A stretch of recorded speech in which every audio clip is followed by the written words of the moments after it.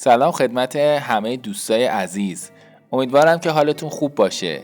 خیلی خوش اومدید به کانال سیب سلامتی. امروز میخوایم با همدیگه در مورد فواید خیلی زیاد گیاه رزماری صحبت کنیم. رزماری از خواص دارویی زیادی برخورداره که محبوبیت آن را دوچندان کرده. از قدیم الایام رزماری در طب سنتی برای درمان بیماری‌های مختلف از جمله مشکلات گوارشی، عفونت‌ها، التهاب‌ها و بهبود سلامت پوست و مو مورد استفاده قرار می‌گرفته. خواص رزماری برای موی سر. رزماری خواص و مزایای بسیار زیادی برای مو داره. همین موضوع باعث میشه تا برخی از شرکت‌های داروسازی و لوازم آرایشی از این گیاه برای ساخت انواع محصولات مراقبت از مو و شامپو استفاده بشه. جالبه بدونید که استفاده از رزماری به عنوان محلول یا روغن مو میتونه باعث تقویت ریشه مو بشه و به موها حجم بیشتری بده. خواص التیام بخش این گیاه به عنوان یکی از درمان‌های طبیعی برای ریزش مو شناخته میشه. با استفاده منظم از رزماری شما میتونید روند ریزش موتون رو خیلی کم بکنید و سلامت موها رو بهبود ببخشید. استفاده از این گیاه یا محصولات مراقبتی ساخته شده از این گیاه باعث میشه تا هیچ ردی از آلودگی‌ها بر روی موهاتون باقی نمونه و ریشه موها قوی بشن و رشد بیشتری رو تجربه کنند. گیاه رزماری شما رو لاغر میکنه. و افراد علاقه‌مند به تناسب اندام می توانند از رزماری برای کاهش وزن استفاده کنند. در واقع می توان گفت رزماری خواص چربی سوزی داره و کمک میکنه تا فرد به اندام دلخواه خودش برسه.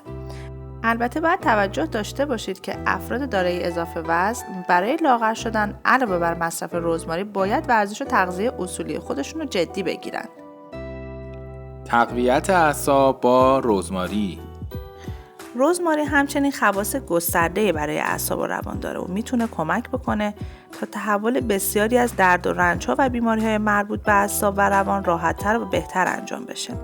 این گیاه شادی‌آور میتونه به تمامی کسانی که از افسردگی، اضطراب و سایر بیماری‌های روانی رنج میبرن کمک بکنه تا دوران بیماری را آسوده‌تر سپری کنند. سم‌زدایی کبد با رزماری. تحقیقات گسترده نشون داده که رزماری این گیاه ادرارآور میتونه متابولیسم چربی رو افزایش بده و به سم‌زدایی از کبد بپردازه. به همین دلیل گفته میشه که مصرف این گیاه از بیماری‌های کبدی به خصوص کبد چرب جلوگیری میکنه. بنابراین اگر از بیماری‌های کبدی رنج میبرید با مصرف این گیاه و دمنوش‌های آن میتونید یک قدم به درمان نزدیک‌تر شوید. درمان دیابت با رزماری. بیمارانی که از بیماری دیابت رنج میبرن به منظور کنترل این بیماری و درمان اون میتونن مصرف رزماری رو در رژیم غذایی خودشون قرار بدن. البته توجه داشته باشن که زیاده روی در مصرف این گیاه دارویی به هیچ عنوان توصیه نمیشه. رزماری برای ریه هم مفیده. مصرف خوراکی یا استنشاقی رزماری میتونه در درمان بسیاری از اختلالات ریوی مؤثر باشه. این گیاه خلط‌آور میتونه به تمامی کسانی که از بیماری‌های اثرگذار بر روی ریه‌شون رنج میبرن کمک بکنه تا دوره بیماری خودشون رو کوتاه‌تر بکنن و سریع‌تر بهبود بیابن.